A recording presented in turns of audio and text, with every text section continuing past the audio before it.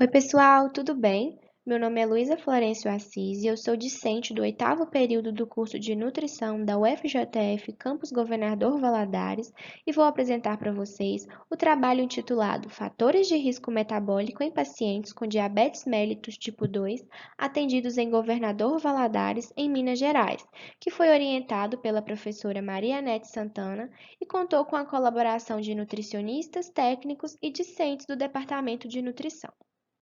Então, antes de entendermos como foi realizada essa pesquisa, precisamos falar sobre o diabetes mellitus tipo 2, que é uma doença crônica multifatorial e poligênica, caracterizada pela resistência insulínica e identificada pela hiperglicemia persistente.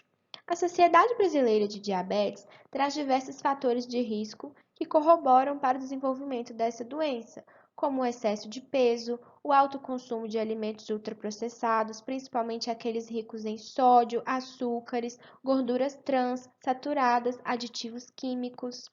As dislipidemias, que caracterizam também as hipertrigliceridemias, a hipercolesterolemia do LDL e o baixo HDL.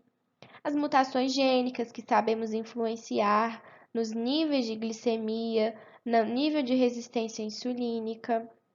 A obesidade abdominal, caracterizada principalmente pela adiposidade visceral, que influencia nos sinais de transdução de insulina, o sedentarismo e a hipertensão arterial sistêmica, que está muito associada às doenças cardiovasculares.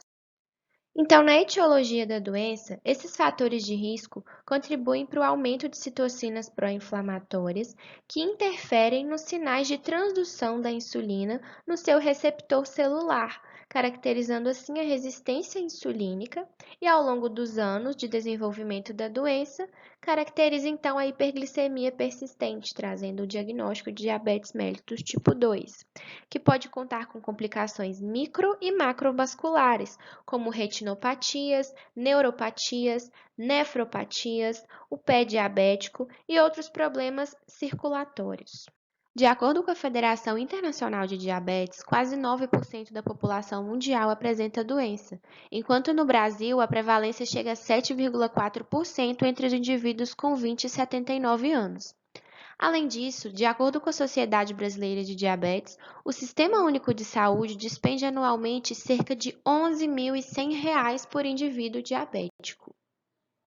O objetivo do nosso estudo foi avaliar a presença de fatores de risco metabólico em indivíduos com diabetes tipo 2 atendidos em Governador Valadares, em Minas Gerais.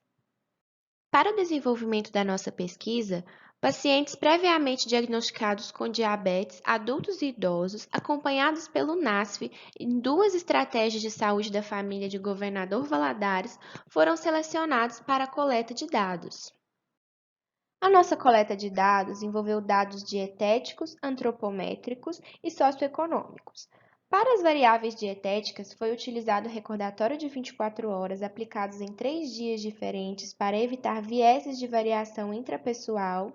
Além disso, também foi aplicado um questionário de frequência alimentar devidamente adaptado para este grupo, considerando ingestão de alimentos ultraprocessados. Um questionário adaptado foi utilizado para verificação das condições socioeconômicas, bem como determinantes sociais da saúde, e os dados antropométricos foram coletados pela equipe de discentes com acompanhamento de docentes e nutricionistas nas visitas que realizamos nos ESFs durante a coleta dos dados desta pesquisa. Então, foi realizada a aferição de dobras cutâneas utilizando o adipômetro, o peso e a altura para o cálculo de IMC, as circunferências de cintura, braço, pescoço, panturrilha e a avaliação do percentual de gordura corporal através do teste de bioimpedância, onde o protocolo foi devidamente aplicado, seguindo a recomendação da bibliografia básica. O perfil da amostra, formada por 46 participantes, foi predominantemente formado por 80,42% de mulheres em relação ao sexo e, em relação à faixa etária, 60,78% eram idosos. Observamos que quase 70% da nossa amostra apresentava baixo grau de escolaridade, não tendo concluído o ensino fundamental. Esses dados estão associados às piores condições de vida, menor renda per capita e também ao menor acesso a alimentos in natura, que são fatores que vão favorecer, então, piores hábitos alimentares, piores escolhas alimentares e também a dificuldade ao acesso à educação alimentar e nutricional, demonstrando ainda mais a importância do nutricionista atuando nas ESFs para trazer uma melhora nessas condições. Em relação aos dados antropométricos, verificamos que quase 75% da amostra apresentou percentual de gordura elevado em relação ao teste de bioimpedância. Quase 70% da amostra apresentou excesso de peso após avaliação do IMC devidamente estratificada para adultos e idosos, de acordo com as recomendações da OMS adotadas pelo Ministério da Saúde. Além disso, 70,45% da amostra apresentou circunferência do pescoço elevada, que é um fator de risco cardiometabólico que tem sido utilizado no prognóstico e avaliação dessas doenças. Além disso, quase 85% da amostra apresentou circunferência da cintura elevada, que é um medidor de obesidade abdominal adotado pela OMS e tem demonstrado grande risco cardiometabólico nos pacientes que apresentam esse diagnóstico.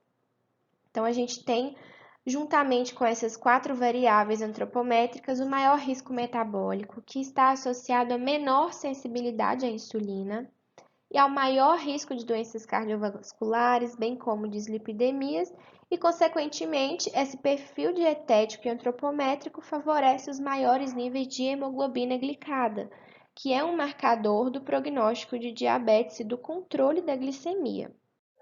Outros fatores de risco associados aos piores prognósticos também foram avaliados, assim como o sedentarismo, onde foi notado que mais de 70% da amostra não realizava nenhum tipo de atividade física, o que compromete o prognóstico desses pacientes e está associado justamente aos piores perfis antropométricos, metabólicos e bioquímicos.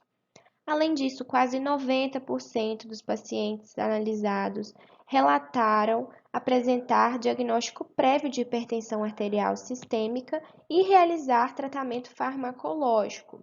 E sabemos que a hipertensão arterial está fortemente associada a complicações cardiovasculares que também são complicações do diabetes tipo 2, o que torna o prognóstico desses pacientes ainda pior do que aqueles que não têm hipertensão arterial associada ao diabetes.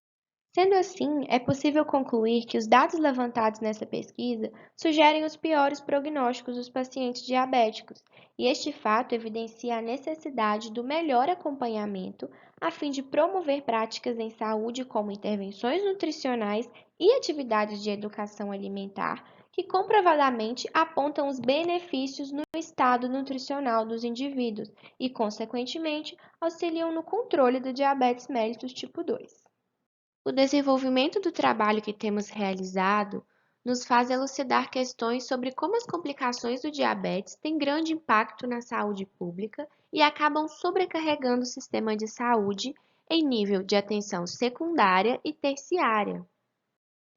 Esse trabalho tem mostrado que as nossas atividades de educação alimentar e nutricional são de extrema importância na promoção de saúde e prevenção das complicações da doença em nível de atenção primária, como temos feito nas ESFs, a fim de evitar a sobrecarga nos demais níveis de atenção.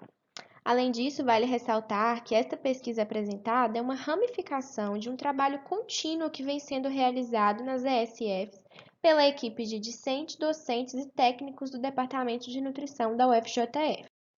Entendemos que a articulação entre a universidade e o SUS é de grande importância nesse processo e tem possibilitado a conscientização da necessidade do nutricionista na promoção de hábitos saudáveis desses indivíduos, através de atividades que temos realizado em salas de esperas, além de continuidade nas pesquisas, considerando também agora o impacto da pandemia de Covid na atenção a esses pacientes. Essas foram as referências em que baseamos o nosso estudo. Deixo aqui então meu agradecimento a toda a equipe de organização do Congresso pela oportunidade e atenção de vocês. Agradeço também à Universidade Federal de Juiz de Fora, bem como as pró-reitorias de extensão, pós-graduação e pesquisa, além de agradecer também às duas ESFs de Governador Valadares que possibilitaram essa articulação. Qualquer dúvida, estamos à disposição. Obrigada.